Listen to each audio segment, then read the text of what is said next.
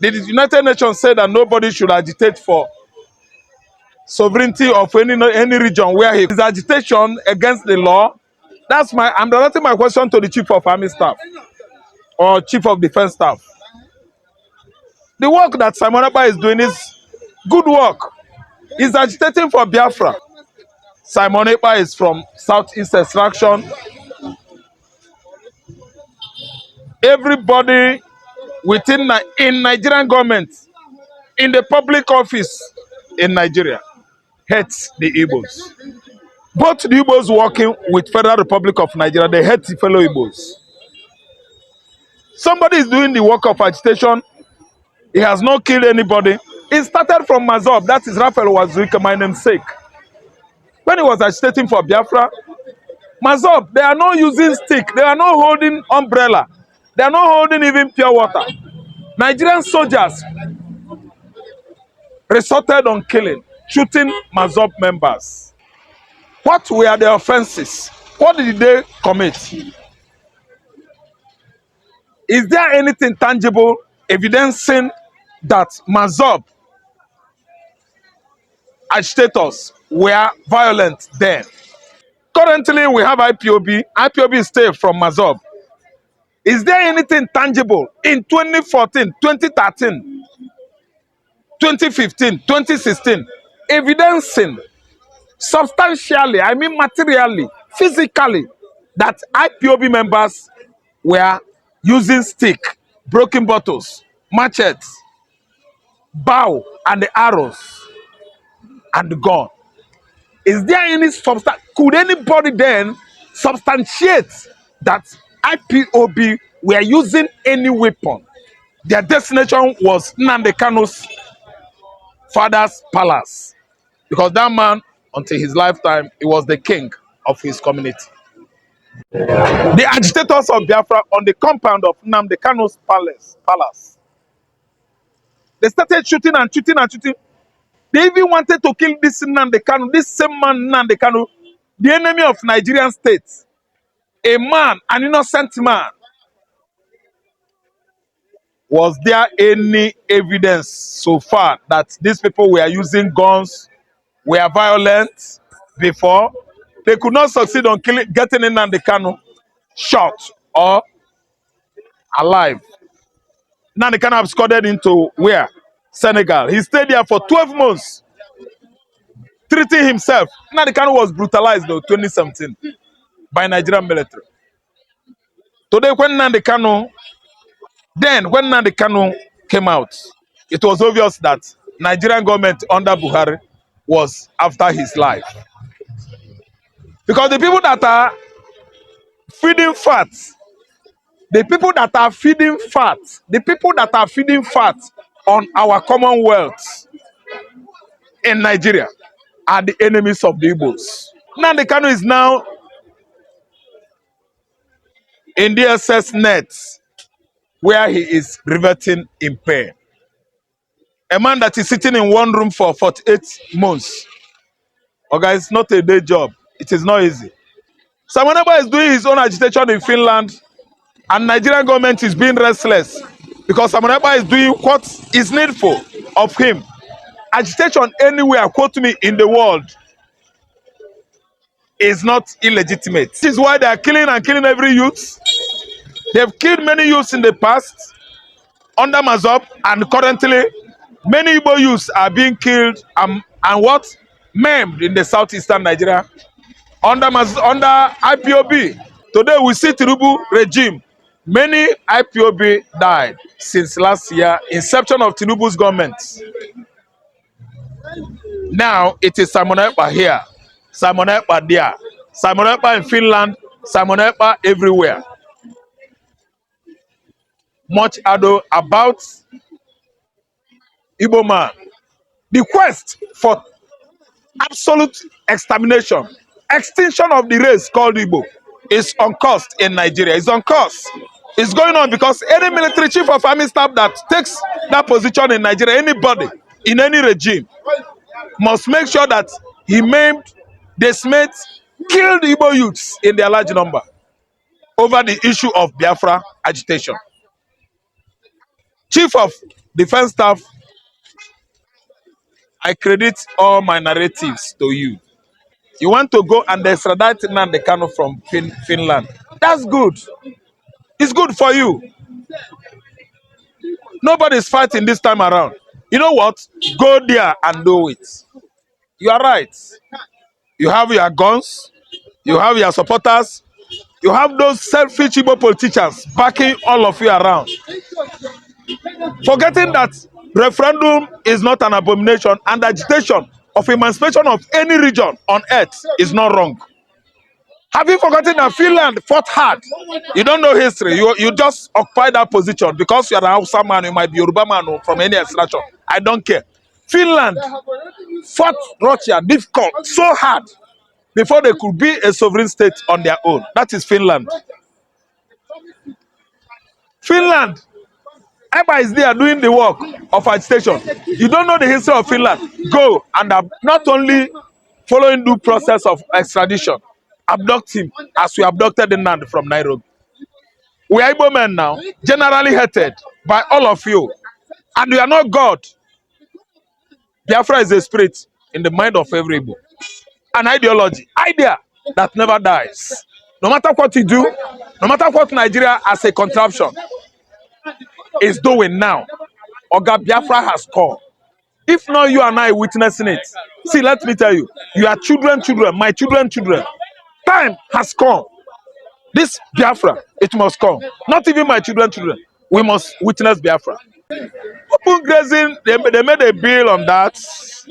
They are accusing the Igbos that we don't allow open grazing to proliferate or to succeed. Because of that, they are telling the Igbos that all the chops in Kano State will be revoked. Because a Fulani man rear cows from Sokoto, from Kano, from Kaduna, all the way to Mid-Belt. Fulani man, after grazing the whole farmlands in Mid-Belt, Fulani man will now extend their tentacles of grazing to southwestern Nigeria, Yoruba land, Ondo Forest, Ekiti, Osun State, Kwara State, Ogun State, Oyo, grazing their farmlands. As if that one is not enough, they extended their tentacles, what? From Yoruba land to eastern Nigeria, grazing on people's land. Hausa Fulani man is relating both rearing of cattle and spare parts business. Are they the same? Nigeria cannot contain Igbo and all those Sahel countries in the north. Nigeria is not inhabitable for Igbo man and the Fulani cattle rearers. Listen and listen good. August senators from northern Nigeria, please. It is very important for you to go school before assuming into at least any political engagement. Before involving yourself in any business within this modern machinery called government. Please read well so that you can differentiate between ram and the cow. There are much difference. Between Ekpa and Ekpa, there is much difference. Do you see Ekpa and Ekpa, the same spelling? Northern senators, please. I mean, you should see 4 walls of university. If not that, even secondary school is very important. Because the way you are sounding, I follow most of you on social media platform. You are sounding as if you did not attend even post-primary school before assuming into that office of legislation. You can't go there and make law when you don't know A, B, B, D, A, B, C, D. Some of you are talking as if you are not educated at all.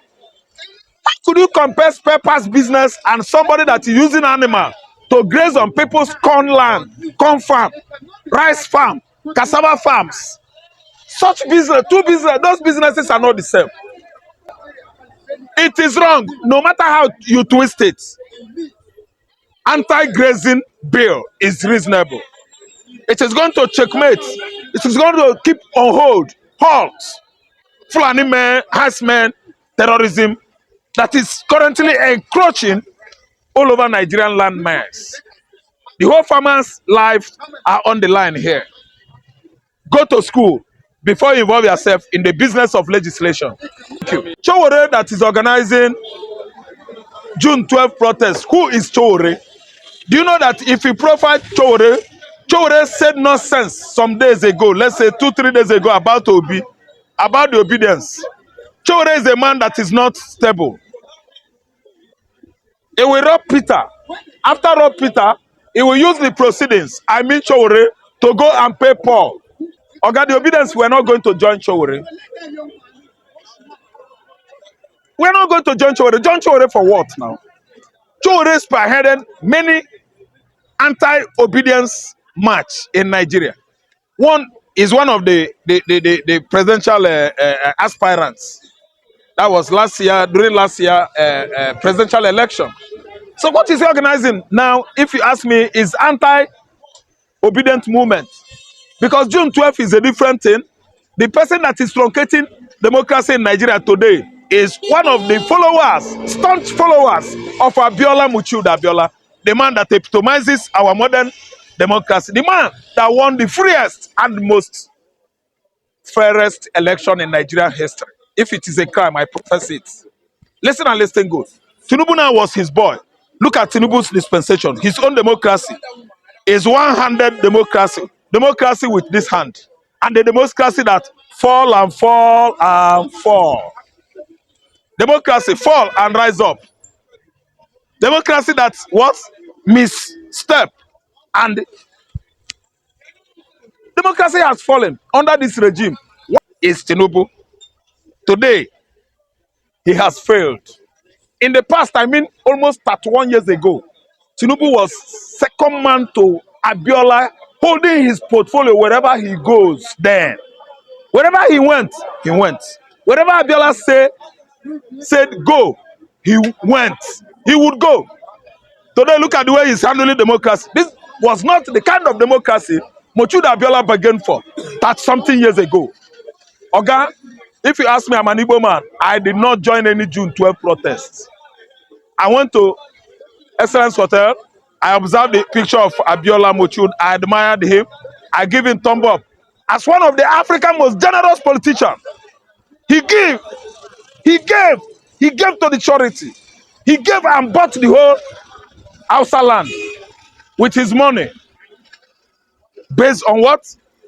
Generosity. Oga, if they want fall, you falling. Now from back. Now from back, you. They don't they fall Abiola from back because Abiola no day. In absentia, late Muchuda Abiola did not bargain for this kind of nepocratic democracy, autocratic democracy. Abiola's spirit is not resting. He's not having rest at all. Because this is not what Abiola bargained for. A bag of rice then, 1993, a bag of rice was not up to 4,000. It was 1,900, 750. At Iduroko border, what are you telling me? Is Abiola happy? Oga, no protest. I don't go there to protest. Why should I protest? I'm an Igbo man. If I go there protest, soldiers, they will be looking after Igbo man. Immediately they see Igbo man, they will shoot him. Because Igbo man is an IPOB. When I think say person no get sense. Since I no get sense, make I follow and I go protest.